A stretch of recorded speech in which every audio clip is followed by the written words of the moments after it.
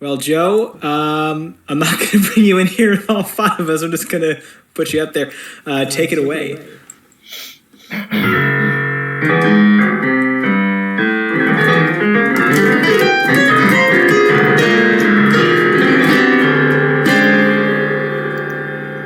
CRABZ.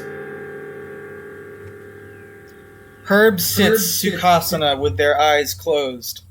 They breathe in deep and exhale completely. Their chest shakes as they force their lungs empty. The beginning of each inhale and exhale is a submission. The completion is an action. They concentrate on every stage of the breath. The sensations that come, each different state, are noted and moved past. A singular tone hums around them, textured with the slow thud and whines of moving metal, singular beeps and the distant incomprehensible chatter of crewmates in other rooms.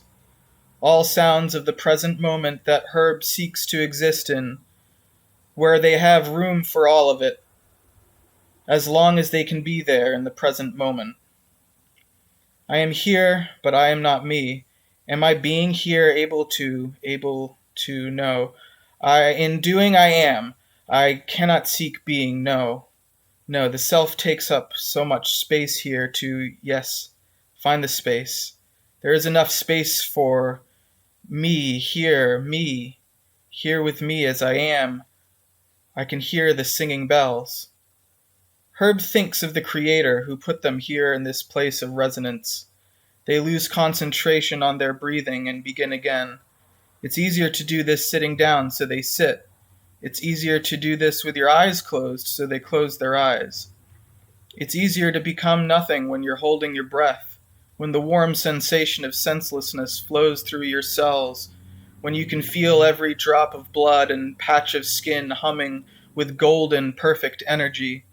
When Herb manifests as a physical being, they find themselves moving from room to room in the Orwell, checking on others' mental health. They are warm, loving, encouraging, and inquisitive. They seek the warmth of others, and to help others find that warmth in themselves. Maybe I would be better if I was nothing at all.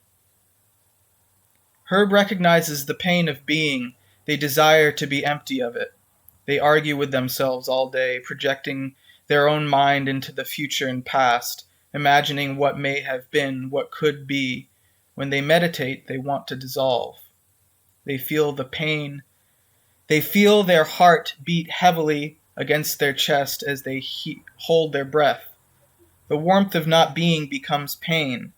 The pain becomes another texture of sound, another aspect of the present moment. The physical form is unable to bear it, and they exhale. Movement has been slow for the Orwell. The crab wasn't built for speed, but protection. Each step taken forward is done with the will of the entire mechanism. For 2 weeks they've followed a pure 200 Hz tone to its origin point. The journey has been uneventful, for some painfully so.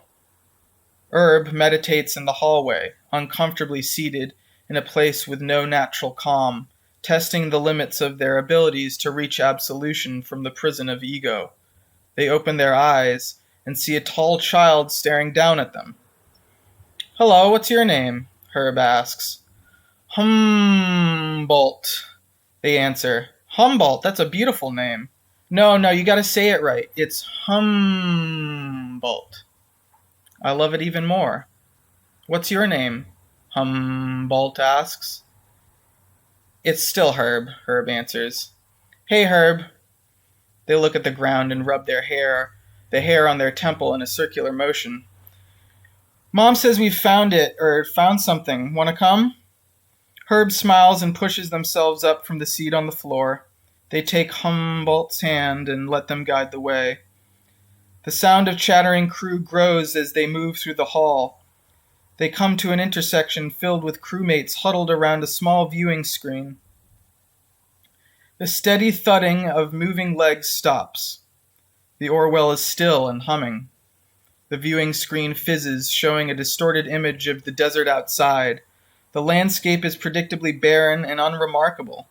It's impossible to see the skyline through the haze. Something small sits at the center of the screen, alone in an ocean of toxic dust. The screen zooms closer. The crewmates instinctively squint their eyes as if they'd be able to see the screen better if they did. It looks like a small pile of trash, rags with a circular basket on top. There's so much space out there, Herb thinks.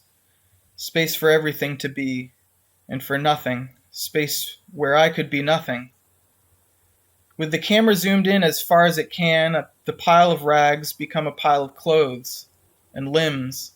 The basket is a basket still. A long tube pokes out of the bottom, held by arms.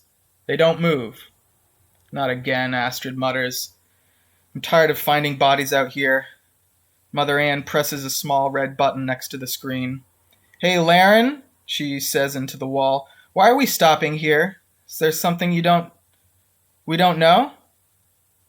Glad you asked, Mama. Laren's voice beams back. The screen flashes and changes to thermal viewing mode. Whoever's down there is still warm.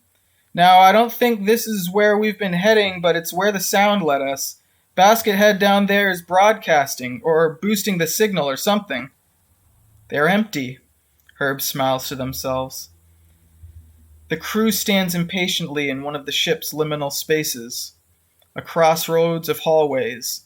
The ship itself stands at a threshold, its path already chosen. Herb closes their eyes and focuses on breathing, seeking the liminal space of the present moment, where reality is not certain but waiting to be observed. Not a memory or an idea, just being. Yes, yes, and no, not. The basket rises and the clothes follow. The lone stranger turns and walks. The good crab Orwell stirs, each leg walking with a squealing of metal and chugging hydraulics. The crew steadies themselves. Some hold railings, others sit against the wall. Herb stands tall, balanced, bobbing as the crab bobs. Hold on, we're picking something else up out there, Laren's voice crackles. Distorted by wind and the cacophony of sound, the crab makes another Distorted by wind and the cacophony of sound the crab makes, another single tone can be heard. The low sound of a flute flows endlessly from the basket-headed stranger. It resonates through Herb's mind. They can see their own mouth over the instrument. They can feel their own breath producing the sound. Here is where there's room to be nothing. The sand of the desert gives way to a crackling pavement of a landing strip. The stranger walks a center line forward as the apparatus of an airfield condenses out of the haze. The end. Oh my god. Oh my god. Not the end of Crab. Continue the crab.